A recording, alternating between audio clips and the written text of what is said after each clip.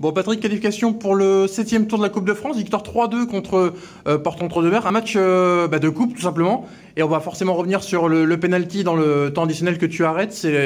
Ça scelle la qualification d'Angoulême? Franchement, dans le match, on était intéressant en première mi-temps, parce qu'on doit quand même revenir avec au moins deux buts d'écart.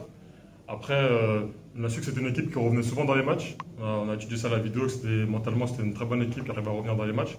Après, bon, je fais la différence sur le penalty, mais je pense qu'on aurait pu tuer le match avant. Et c'est un match où vous revenez, vous êtes encore mené, c'est la troisième fois de suite que vous êtes mené en Coupe de France. Finalement, vous êtes habitué maintenant à ces scénarios où vous perdez pour finalement vous qualifier? Exactement, ça devient un rituel, je pense. Mais après, je pense que des fois, ces buts qu'on encaisse, ça nous met un coup de boost, même mentalement. On se surpasse. Et c'est pour ça qu'on arrive à retourner la situation depuis 3 matchs de coupe.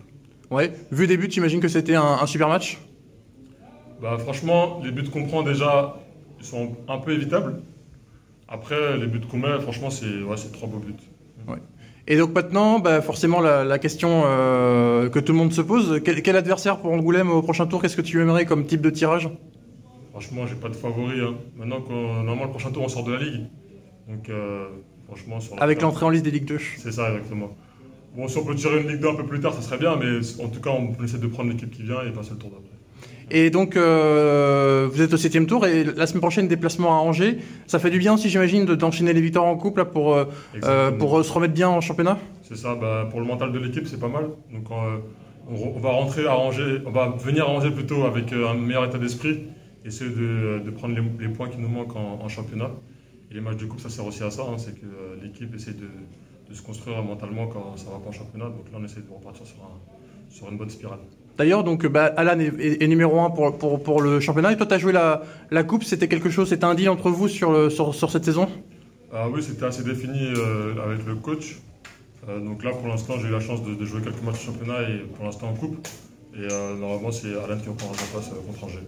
Ça marche. Et dernière question, Patrick Sintieu, la Coupe de France, est-ce que tu as déjà vécu des épopées dans ta carrière de joueur?